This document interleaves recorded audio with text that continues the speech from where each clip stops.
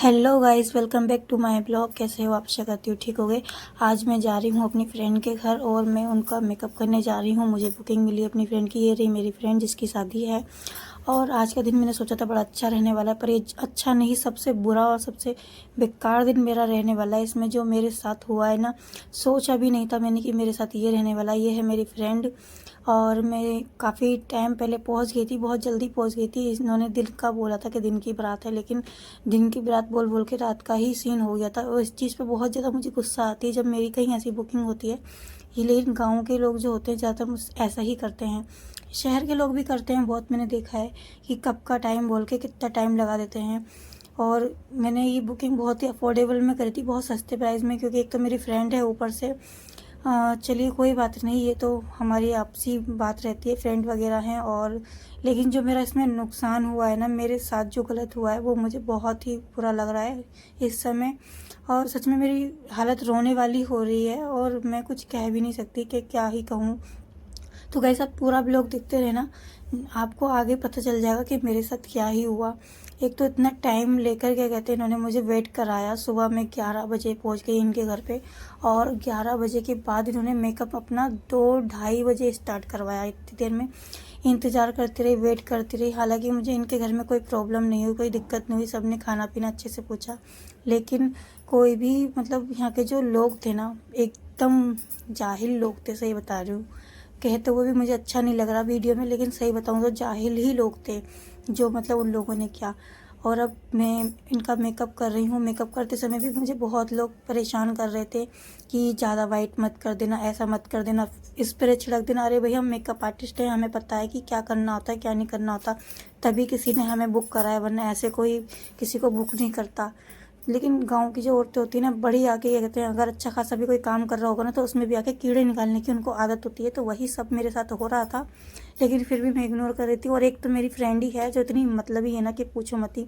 काम मैं कर रही थी, लेकिन वीडियो कॉल करके किसी और को बता रही थी कि देखो ये काम मैं कर रही हूँ, मैं ज़रा क्या कहते हैं मुझे टाइम लग जाएगा।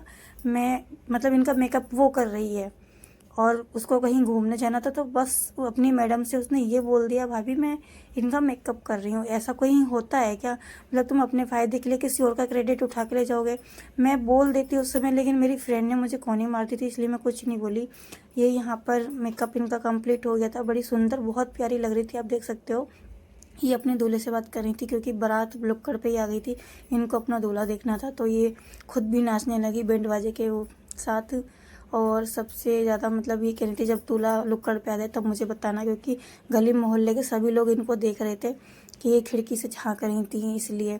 और यहाँ पे मतलब बहुत ज़्यादा भीड़ हो गई थी, क्योंकि यहाँ लड़के वालों के साथ कंपटीशन चल रहा था डांस का, जो कि मतलब देखने वाला था। बड़ा अच्छा लगा मुझे ये भी देख के। मैं भी खिड़की से ही देख रही थी, लेकिन सही बताऊं तो मैं इस शादी में जाके बड़ा पछताई। जितना मतलब इतनी की मेरी बुकिंग नहीं थी कि जितना बड़ा मेरा नुकसान हो गया यहाँ पे जाके, बहुत ही ज़्यादा। एक तो इन्होंने मुझे इतना वेट कराया, फिर जब मेरा जाने का टाइम आया तो मुझे कोई छोड़ने भी नहीं गया। इतनी बदतमीज लड़के थे कि मतलब फैमिली थी कि किसी ने भी मुझे छोड़ने के लिए मतलब कोई एग्री नहीं हुआ। और मैं परेशान रही चीज़ से, ना तो सोने की जगह, ना ही गद्दे, ना कुछ।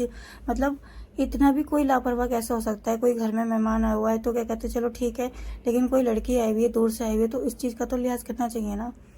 और जब वो देख रही थी खिड़की से झांक के, तो ये सबसे ज़्यादा बग्गी वाले भैया मज़े ले रहे थे दूल्हे से और दुल्हन से, क्योंकि वो दूल्हे राजा देख नहीं रहे थे और दुल्हन बार बार देखने की जिद कर रही थी। तो बस ये इन सब में मज़े ले रहे थे बग्गी वाले भैया। लेकिन मैं आपको बताऊं कि आपको जब भी बुकिंग होना कहीं की, तो उससे पहले कंफर्म कर लेना हम इस टाइम आएंगे और इस टाइम तक हम चले जाएंगे, क्योंकि पब्लिक ना बहुत परेशान करती है। और मैं सही बताऊं तो पर्सनली अपने लिए ज्वेलरी लेके आई थी कि मेरी ब्राइड है, तो क्या कहते हैं बार बार मैं रेंट पे ज्वेलरी रहती हूँ। जैसे आपको पता है कि मैंने मिनी ब्लॉग पहले बहुत बनाए हैं, ताकि मैं जब ज्वेलरी लेने गई थी तो मैंने आपको सबको दिखाया था कि कौन सी ज्वेलरी ला रही हूँ। इनके गले में वही ज्वेलरी पड़ी है और कितनी प्यारी, कितनी सुंदर लग रही है। मेरी तो मेकअप और ज्वेलरी से निगाह ही नहीं हट रही थी, इतनी प्यारी लग रही थी, क्या ही बताऊँ। आप लोग भी कमेंट में ज़रूर बताना कि ये कैसी लग रही हैं, ठीक है। तो इन्होंने मेरी ज्वेलरी का सत्यानाश कर दिया, क्योंकि जहाँ के जो लोग थे ना जाहिल, मतलब दूल्हे की जो दोस्त वगैरह थे, उन्होंने पैसे उड़ाए, तो पैसों के ऊपर ऐसे टूट पड़े कि मेरी ज्वेलरी का सत्यानाश कर दिया। हाथ फूल तोड़ दिए, नग्स निकाल दिए, इनके हाथ की का जो कड़ीले होते हैं वो निकल चुके थे।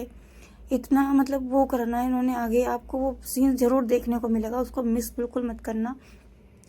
लेकिन मैंने इनकी जयमाला भी मिस कर दी क्योंकि मेरा होलिया बहुत ख़राब हो चुका था। मैं सुबह की आई भी थी और सारा पसीने में लथपथ हो गई थी। मेकअप भी इतनी बेकार सी जगह कराया, 2 मंजिले पे जाके मेकअप कराया ना, बार बार लाइट आ रही जा रही, आ रही जा रही, जनरेटर कोई चालू करा रहा, कभी नहीं करा रहा। तो उस चीज़ में मुझे बहुत ज़्यादा दिक्कत आई, हेयर स्टाइल बनाने में, मेकअप करने में। मेकअप का बेस मैंने एक बार रेडी कर दिया, लेकिन उसमें पसीने की वजह से बहुत वो बहने लगा था, तो फिर दोबारा बेस बनाया मैंने, मेकअप का पहला वाला बेस हटा के। फिर ये फ़ोटोशूट वगैरह हो रहा था काफ़ी। लेकिन अब जो डांस वाला का सीन आएगा ना, तो उसमें बहुत चीना झपटी हुई, 3-4 बार, मतलब दुल्हन भी खुद गिरने से बची है। सही बता रही हूँ, मुझे ऐसी शादी मैंने आज तक कहीं नहीं देखी। और मैं इनके यहाँ लास्ट तक रुकी थी, फेरों तक जब मैं मतलब आई तो इनके फेरे हो रहे थे। लेकिन फेरों वाला सीन मैंने इसमें नहीं लिया है क्योंकि मुझे गुस्सा आ रहा था बहुत ज़्यादा। लेकिन गुस्से में वो भी मैंने अपना ही नुकसान करा क्योंकि वो क्लिप मैंने नहीं उतारी और इसमें ऐड नहीं करी है, क्योंकि जब है ही नहीं तो कहाँ से ऐड करूँ।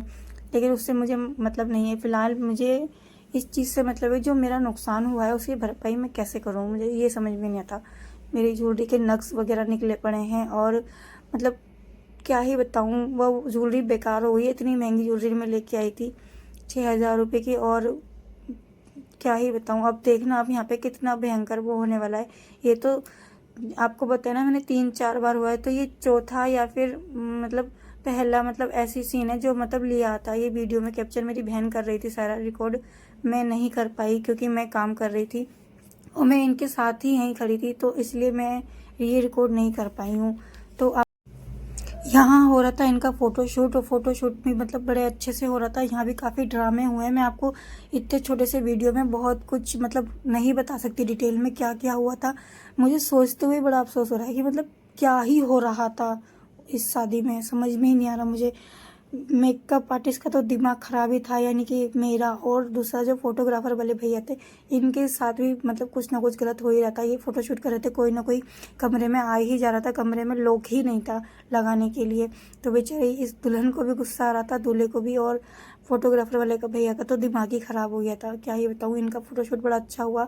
मेरी तो ज्वेलरी और क्या कहते हैं दुल्हन के मेकअप से नज़र हट ही नहीं रही। सच में मुझे लगा शायद मेरी ही नज़र लग गई है इस चीज़ को, कि मतलब मेरा जो इतना भारी नुकसान हो गया। कहते हैं अपनी खुशियाँ जाहिर इतनी जल्दी से नहीं करनी चाहिए, और मैं अपनी खुशियाँ सबको शेयर करती हूँ, शायद मेरा इसी वजह से नुकसान हुआ है।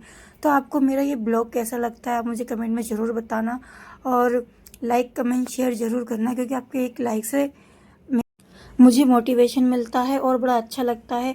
अगर आप लोग इस तरह के ब्लॉग्स और आगे देखने चाहते हैं तो चैनल को सब्सक्राइब करें, बेल आइकन दबाना ना भूलें, क्योंकि उसी से आपको सारे नोटिफिकेशन मिलते रहेंगे, जिससे ऐसे आने वाले वीडियो मैं आपके लिए आगे लाती रहूं।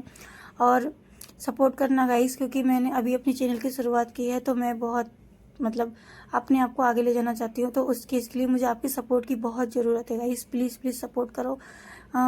मेरा चैनल सब्सक्राइब जरूर करना और लाइक कमेंट किए बिना मत जाना प्लीज़। अगर आपको जानना है मेरी ज्वेलरी का क्या नुकसान हुआ है तो मैं उसके लिए अलग से वीडियो बना दूंगी, कमेंट जरूर करना।